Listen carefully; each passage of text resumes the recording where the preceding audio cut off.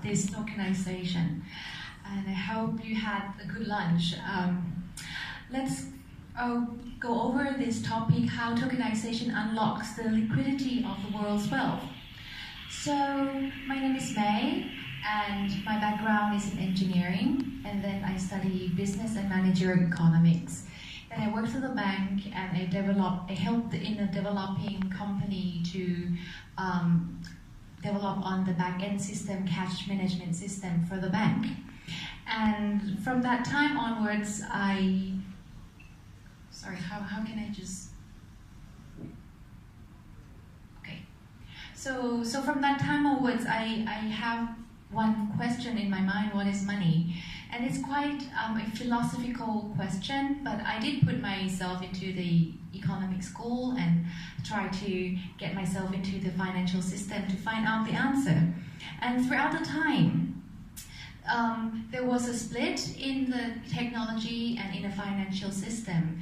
I was born in the era that there was a landline, and I'm sure lots of people here do. So when you make an appointment, you have to make sure that that person's be there on time, because there's no other means to contact that person in between. And then you start to see more and more of development. You start to see internet coming, and I start to dial up on modem. I have IRC, the program chat like this, once upon a time, which pure text, and there's nothing else. And then ICQ, I'm not sure if you're familiar with ICQ, but if you live in Thailand long enough, everybody knows ICQ. So from that moment that internet provides only text only, and the fancy thing is the colorful letters, it becomes more visual, and it has more of the graphics. In the old days, people don't understand how internet could relate to other industries like financial, like healthcare, like education system, or even gaming. But now the backbone from that time, the copper wire system that we had then, become a building block of these new facilities, and you see fintechs rising from this technology. And so there are lots of time in the blockchain world people talk about disruption, and there are lots of negative connotation towards this word, disruption. People sometimes avert to change or feel uncomfortable to get out of their comfort zone. So, but to me, the word disruption for the blockchain is, maybe I'm a dreamer, but one can dream. And I think that blockchain is a bridge. The system is a bridge to the technology that you have now, where you are now, to where you want to be in the future. And this is a bridge. And this is unrevertible process, and you can't go back in time. And blockchain is coming. And of course, there's pain in the change always, but this short-term pain could be for the long-term gain. And because I worked in the bank, you would see a lot of changes, and in the back-end system, you would see a lot of energy put in, and a lot of money and a lot of manpower to put in for the back-end system. And the bigger the disruption that have at the institutional level, the bigger the outcome. And you would see that right now, fintech come far more than we ever been. I used to run across the street to update my passbook just to know how much I have. And right now I can do a lot of things because I have my mobile application that I can transfer, I can buy stocks, I can sell mutual funds, and I can know how much I have right away. So today I'm going to talk about tokenization, but to appreciate this word, tokenization, we need to understand what is money and where the money comes from. And actually it's quite, what can I say, it's quite a huge riddle, the softest to speak. It's quite a challenge in this world, because when you talk about the tokenization, it's an asset-backed currency. But right now, here we are writing on the money. Money is based on debt. before we use gold to barter, we use gold as a mean to exchange, to buy things, and money is asset-backed security. And then there's note. People say $20 in, there's a word $20 in gold coin in US notes. But right now we don't have that system anymore. Money creates purely from debt. And the money that's printing from the system is not, the money that's printing is not go directly to the retails. They go to the bank, they go to the national bank, a central bank, and then between banks, and then back to the corporate. And each time that the money goes through this cycle, it creates debts, hundreds of time debts. So we are in a very, very critical period of the financial system because of the debt, and the concept of money is totally different from the concept of tokenization. And so this is the problem, and this is something challenging that the world has to go through. Let me add this a little bit. Like, I think everybody might know by now that the debts in this world, not only US dollar, but the debts around the world is reached to the peak, and we can't afford more debts. And still, a lot of countries still printing the money, even though they're not right away officially announced. But every time you go to ATM, you would notice new banknotes come out, always. There are always new banknotes, newly printed. And it happens to a lot of countries. And every time that you do, so this is a concept of money, and we are in a very critical period of the financial system. And what is the way out? A lot of people say gold. A lot of people say, you know, we should go back to the gold system, and then gold could absorb all the pricing that we have, all the money that we print, all the debts in the system, and gold price could go sky high. It depends on the school you're listening to. Some say it will go up 5 times, and some say it will go up 70 times, depend on what currency, money base you're talking about. And then it comes cryptocurrencies, that we have a good potential that these cryptocurrencies could absorb all the money and reduce the bubble. There's in economics, there's a way that we can slowly release this bubble and transfer this into cryptocurrencies. But the challenge is how we're gonna keep cryptocurrency, the pure asset-backed currencies, without dealing with debts the way before, because when the economy based on debts, it's about to burst. It's about to burst if you keep growing your debts. So here's where we are at the money, and but when you look at, well, I'm going to do the best case scenario. When you have assets, if you do this at the very small community level, this can be done. And I think for tokenization, it should be done in a small level first. But it has good potential for tokenization to grow some more, and it can grow globally. So assets has their own values.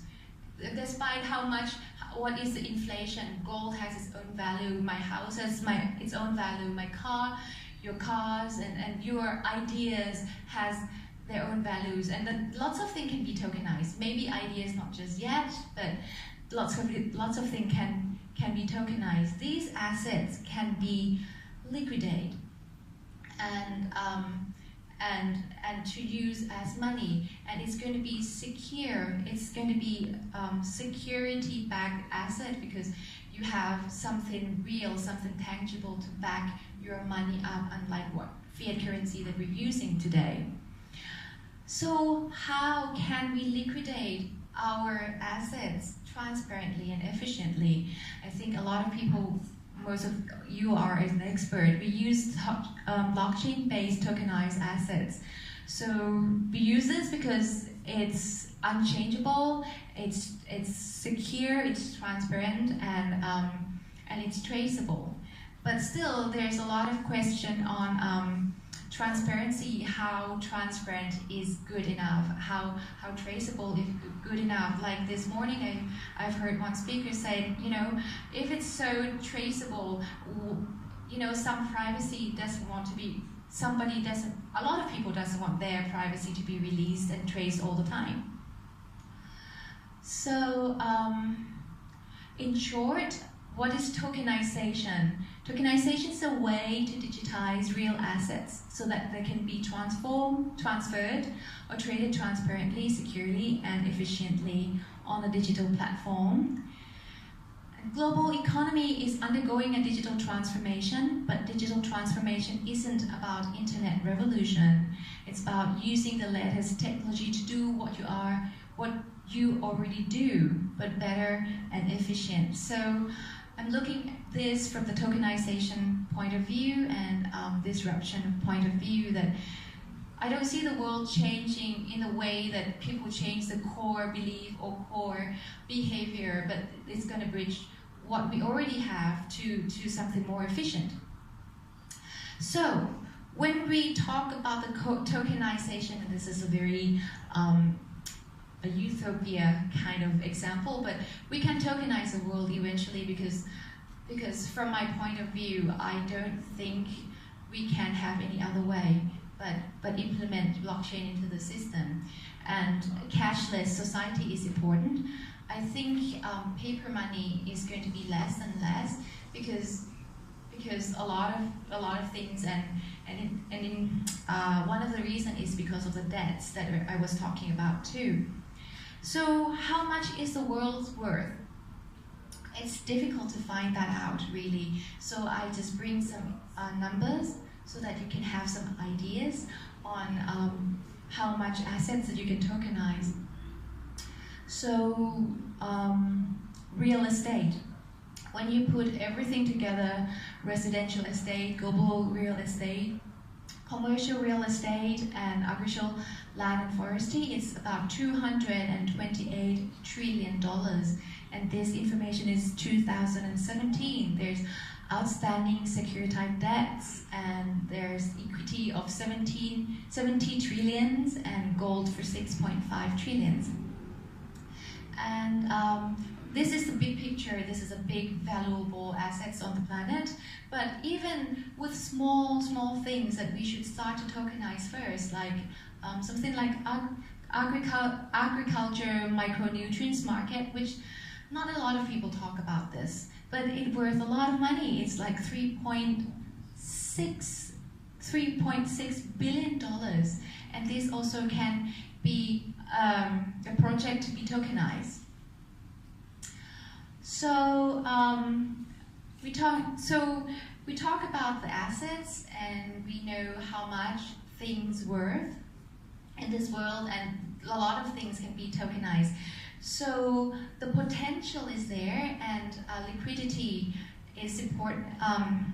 Liquidity is also help to boost the economy. The thing is, right now, economy, no matter how much you pump the money in the system, you can't really boost the liquidity anymore.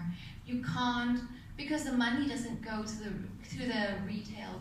The money doesn't go to each individuals. Actually, most of the money is stuck with corporates. I can't say stuck.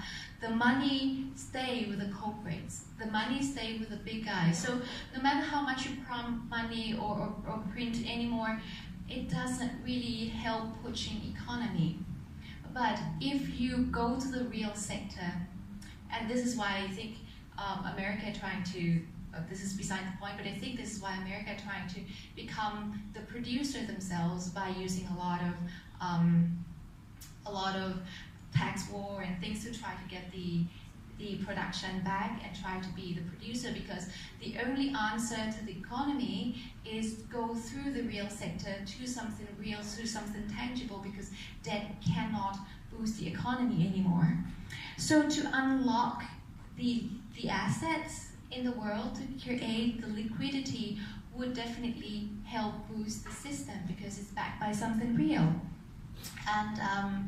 And this is an example. If somebody were to give me a share of a company, I would prefer the company in the stock market than the company outside, just because I can buy and sell. And the more I buy and the more I sell, or if people buy and sell, the value increases. So liquidity creates volume, and volume creates market price. And this example is very clear when you look at the cryptocurrency market exchange.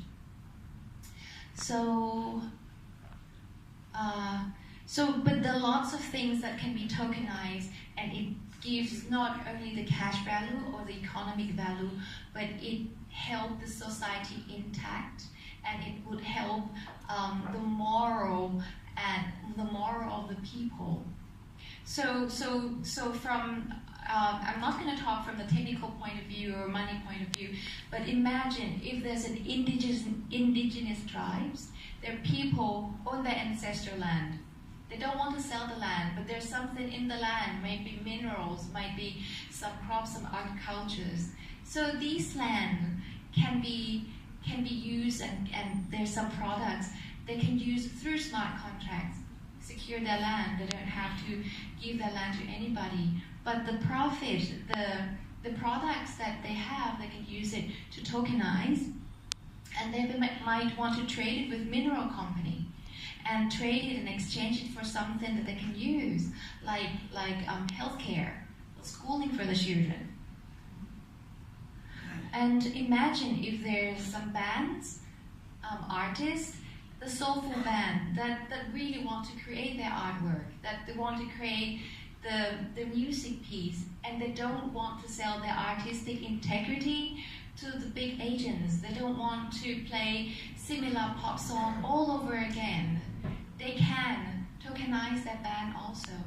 So this is a way that the society and the community stay intact and keep their values. These bands can sell their coins to tokenize themselves, and the fans can contribute to this music, and these fans would have the pride of owning, of becoming a part of what they admire. And well, lots of people talk about shifting ownership in the tokenization, but through the smart contract, it can be a lot of. You don't have to really permanently shift the ownership. You can do the leasing. You can lease for 3 years, and the ownership goes back to you, or you can lease for 2 months. And tokenization can do a really, really small scale, like hard drive. If I want a space in a hard drive, somebody can, allow me to use this hard drive space through tokenization. So tokenization can go global scale to the very small individual scale. And so the brave new tokenized world. So this is how the world is moving towards. And a lot of people talk about the sharing economy. And when they say about sharing economy, it's like people have a car, and you can join their car, or people have a house and there's a spare room in the house, and they can make money from that. This is a good first step of sharing economy, but still it's called centralized sharing economy because there's always somebody in the middle to manage everything and take the biggest slice. So decentralized sharing economy or tokenization would help this ecosystem eliminate the middleman or reduce the participation of the middleman. And for this, you have the ownership of everything. There are lots of hedge funds in this world that are ready to be tokenized. So you can buy and sell a lot of funds that first they require a lot of capital to invest. A lot of hedge funds require millions of dollars to start. And with tokenization, you can have the ownership on those funds, and still you can have ownership on the funds throughout the world. So it will eliminate geographical restriction, and that you can own anything around the world if the laws allow. Later on, I'm going to talk a little bit about restriction, but not a lot. Security.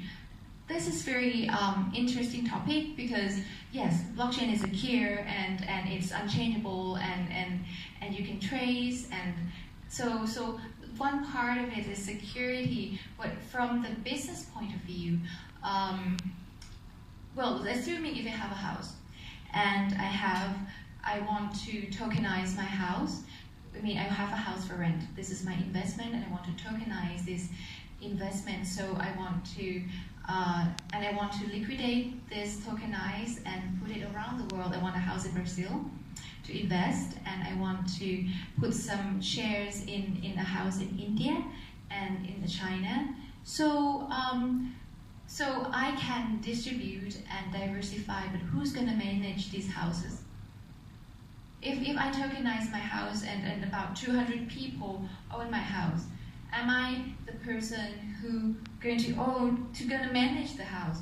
So I don't see this as a threat or a problem, but I see this as a challenge that we need to come up with a governance model over the tokenized assets. And like I said, cryptocurrency right now is still in a very early state, and I would compare cryptocurrency right now with the black screen IRC that I used when I was young. So there are lots of room to grow, and there are lots of possibilities to come. And so the new world, I think you have heard before from previous presentations that it will promote equality and democratize. So each individual would have a share in a lot of things that they never had before. I live in Thailand all my life, and what I love is to massage. Thai massage is the best, and I have my favorite masseuse, and they can keep not so much money, and in each month they could save 1,000 or 2 maximum, and some months they can't save money at all, and there's a problem. What to do with 1,000 baht a month, really? What if you can save only that much? Do you really think this person have a chance to invest, to make the money grow? Because even some mutual funds, the start-off price, the initial investment is 5,000, or 2,000, 1,000 is like you can't really see many of the funds that allow you to save this much. So when you tokenize, when you fractionize assets into small pieces, you promote equality. You help people to invest, to grow their assets, even though it's little, but they have to start somewhere, and you let compound interest work itself out. And diversification. So because of the tokenization, there's a wider range of opportunities that people can invest. That would lower the investment risk. If any of you invest in a wide range of asset class, you see that gold is doing the roller coaster right now, and oil is doing crazy, and S&P index, and even Thai stocks, it made new high all the time, and S&P made new highs all the time, and then pump, and then bonds. So these kind of situation, especially this year, 2018, I think high volatility is present.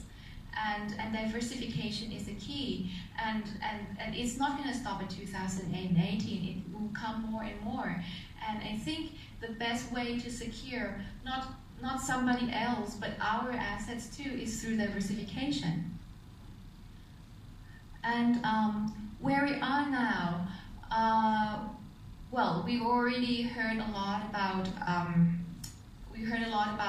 regulations before, so I'm not going to dig in more into this because I think we shortage of time. But we are at the very good point where technologies, 5Gs, your computer, your facilities is available for these concepts, cryptocurrency system. Actually, cryptocurrency system is not, or blockchain system is not a new concept. It's been there for decades, like tens of years. But you can't do it because of a technology restriction.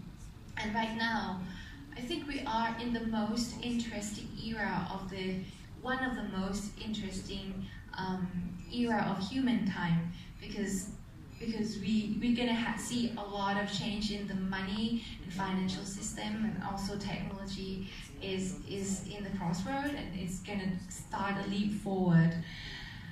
But of course, you have regulations, and I live in Thailand, and I see a lot of regulations coming in. I see a lot of big people, a lot of important and big guns, big money institutions like IMF, like G20, like these institutions have their eyes on cryptocurrencies.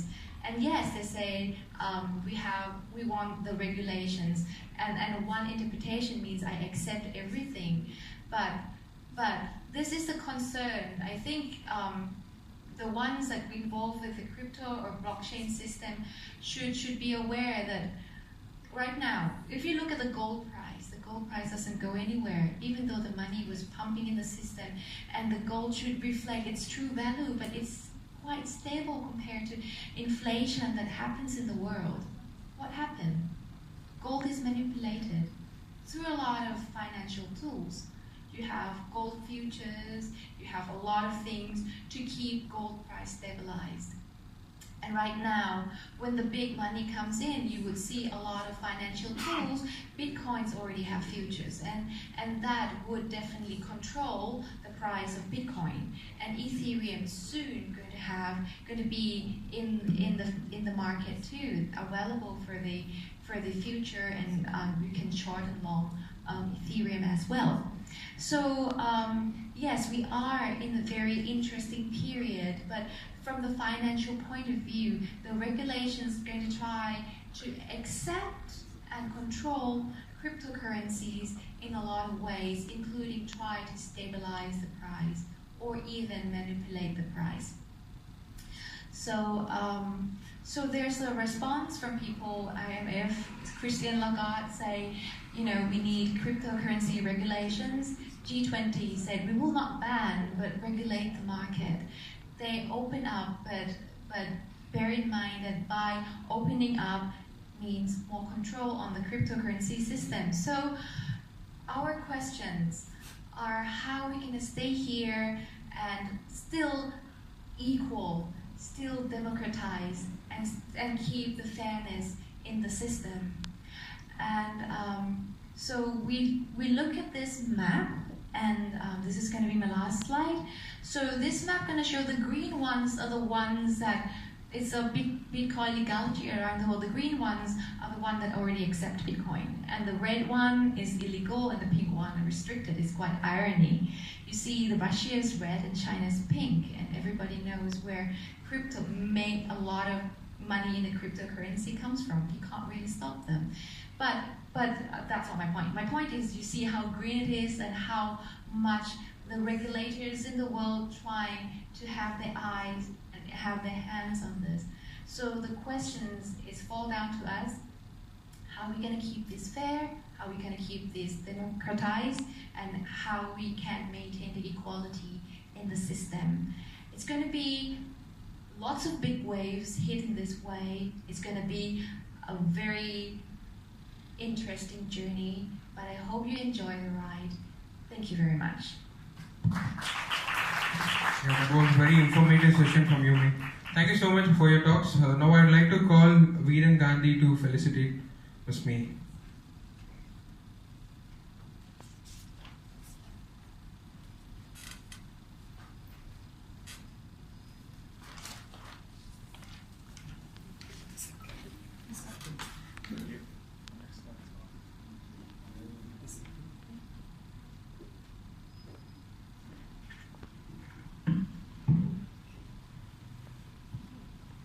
Thank you once again.